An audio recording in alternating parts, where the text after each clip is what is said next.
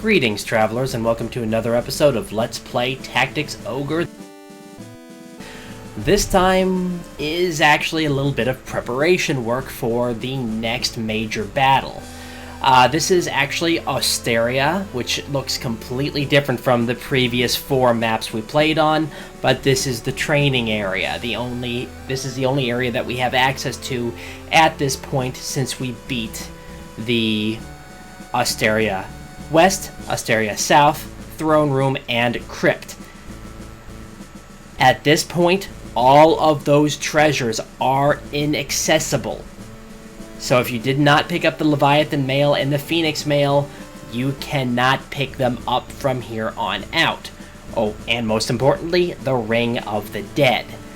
Now here on this map, where Alphonse and Shivan are standing, are actually where the random treasures are. They're not too terribly important, but may as well show it off.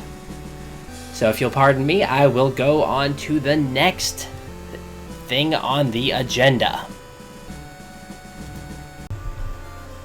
Now, back in Skibellum, we have a stopover in Solea. If you might remember, we've had a few already. Yes, I wonder what the northern mountains are like. We've come so far. It seems strange. I feel like I've known you for a long time. Listen, Alphonse, how do you feel about me? Okay, this will determine what item you get. You've given your best, we'll give you a orb, which is a nice but one-time use item. You're important to me gives you what I am really here for. You're very important to me. Thank you, Alphonse. I'm really happy to be with you. I feel strong. I feel like anything is possible with you. I wish I could have met you earlier. No, that's not exactly true. If I had met you before, I may not have been able to be with you as I am now. I thank God that our paths crossed when they did. Look at this. I found it at the beach a long time ago. I've held on to it all this time because it seems so beautiful to me. I think it might be helpful to us somehow. Circlet of Wisdom. Thank you, Eleanor. After all of this is over... never mind. Shouldn't we be on our way? The subtle prince is not very subtle. I love this item, and I always give it to my strongest magic caster. Why? Look at that insane intelligence gain. Pointy hat, well, okay, it's not insane, but the stats. This is the best intelligence boosting hat in the game. And yeah, it's going on you fair. Whereas I'm probably going to end up giving that witch's hat to maybe her, although I like the equipment that she has already. Yeah, decisions. Might put it on him because his intelligence is not nearly high enough. And that's it for Celaya. The next part is kind of a decision that I wanted to make by the time I got to this point, and I have decided. Path A is going to get one exclusive... Well, I'll say Path A will get the exclusive character that you get from your second battle here, and Path B will get the exclusive character that you get here. However, I am going to show both of them for various reasons. First, we head over to our day encounter. After this. With another random encounter out of the way, let's actually head to our Daya.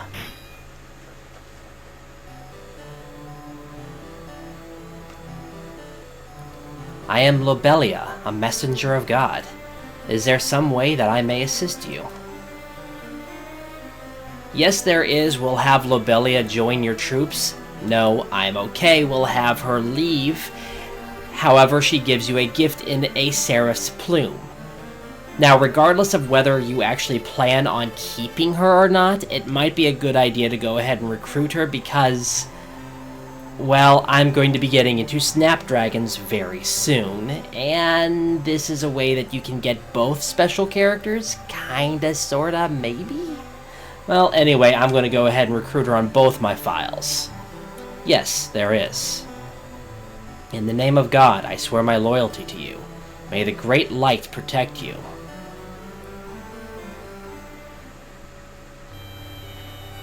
And actually, this is the first instance that I have an Angel Knight on my team here. However, I also recruited this giant. Now, while I'm doing some rearranging, I am going to free talk a little bit, and this will basically end the video. The Ogre Saga takes place over several games. My two favorites of those games are in order: Ogre Battle 64, Person of Lordly Caliber, which I really cannot stop gushing about, so I'm going to stop now. Tactics Ogre, the Knight of Lodis, which is the game I'm currently playing.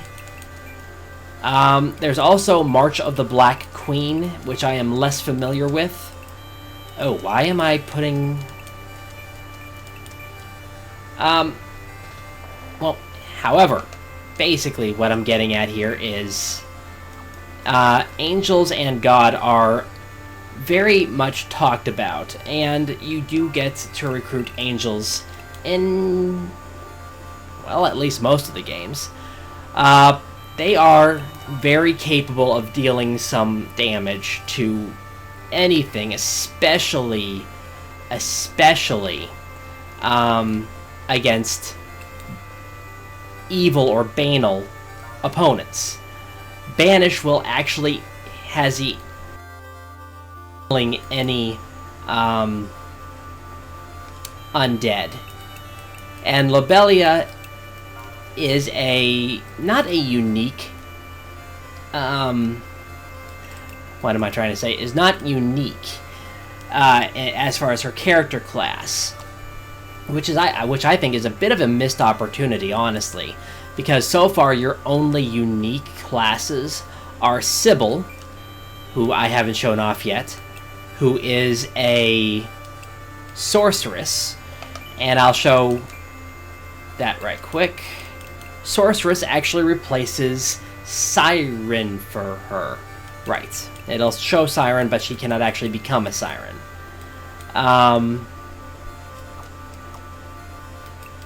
Just like with Elric, his class replaced Summoner. And Eufair, her class also... Wait. Because her class replaced Siren. Am I getting my classes mixed up again? It's entirely possible. Right. She's a completely unique class and cannot change classes. That's what that was.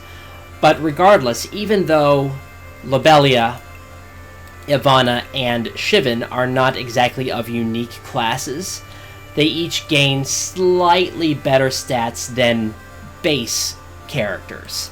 Same as Alphonse and Eleanor. Ariel actually gains slightly better stats than other mermaids. So, you know, those are things to keep in mind. But I was getting somewhere. Basically, Ovos here is an island that has been captured by the Holy Lotus Empire.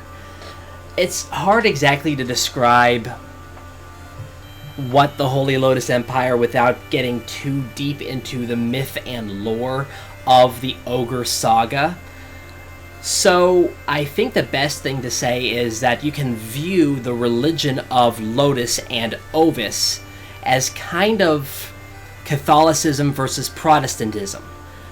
They're both the same religion, but they're different denominations of that religion, and Lodis, in the spreading of Lodism, or Lodisism, however you want to pronounce it, feels that other denominations are inferior and must be brought under their thumb, and they believe that bringing them under their thumb is bringing them under the will of God. Now, as has been brought up, Shahir is an angel who fell from heaven and has been imprisoned somewhere in this area. Now, Shahir, as was stated, was frozen before his fall was completed.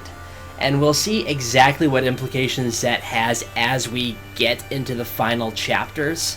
But needless to say, it has a lot to do with chaos, a lot to do with envy, and most importantly, a lot to do with the actual ogre battle, which has been hinted at oh so cleverly throughout this adventure. And the best way to put ogre battle is that it was this massive battle between heaven and hell, which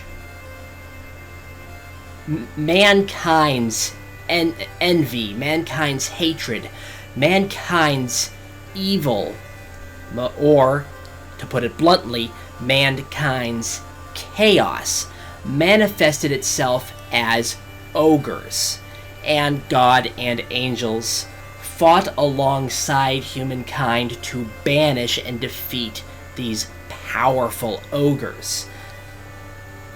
So, yeah, there is a lot of backstory and there's a lot of little intricacies going on, and that's not even to bring up little bits of story hinted at in this game already, which we'll see the more we explore Path A and Path B, which is another thing that I like about it. Despite the fact that you have two diverging paths, one is canon, Path A, and one is not canon, Path B, they present information that is important to both paths in a different way. However, I am also going to show off Richter right quick after that little free talk about the story of the Ogre Saga. Oh, one quick thing just in case anybody is curious. I'm not all that interested in actually making a Let's Play of either Ogre Battle March of the Black Queen or my favorite in the series, Ogre Battle 64 Person of Lordly Caliber, mainly because I kind of play-tested the idea, I recorded it, and it is oh so boring to watch. At least with tactics, you feel like you're accomplishing something as the viewer every step of the way. You know, there's something being done. With the Ogre Battle games, it's these slow marches, you don't really have control over the pieces on the board. It's not that fun to watch. As much as I love playing those games, even I am forced to admit that they are just not fun to watch. Regardless, I do want to show off Richter here, so give me one moment.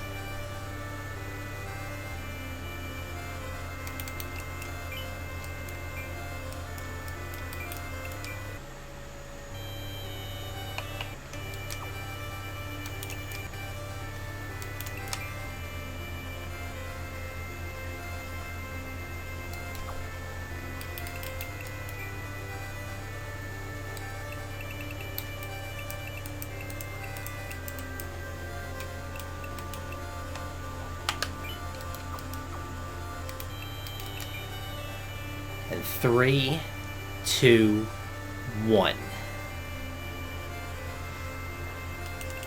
Now, Richter is quite a bit different from Cybil, and I have no idea why I still have that short bow equipped to him. I actually trained, okay, where did his weapon go? I actually trained both Cybil and Richter so that they would have, the agility increasing, sharpshooter badge. And I changed up their gear a little bit. Richter I need to play around with a little bit more because I'm not 100% satisfied with his setup. But Richter is a high priest. And they specialize in healing and surprisingly a little bit on the attacking side because they actually have better strength than That's not what I want to do. Better strength than other priests class. They still basically fall under priest. And he'll be replacing Albric on this save file because, well, I like to have unique characters. I really... When I try to build up Richter, it's a little bit of a tough job because he does not gain as much intelligence as I would like, being that he's a healer. So I try to stack him with things like the Armlet of Wisdom, although, quite frankly, the Circlet of Wisdom is still going to be going to Eufair here because she is the better magic attacker. But those are basically the major differences at this point. On Path A, which is the canon path, you have Cybil and Shivan join your crew. On Path B, which is non-canon, you have Richter and Orson. So yes, canonically, Richter and Orson die, and Alphonse is forced to dispatch the both of them. So there's that interesting distinction there, and really, that's all there is to it at this point. There's still a lot to reveal, a lot to go over, but this is kind of a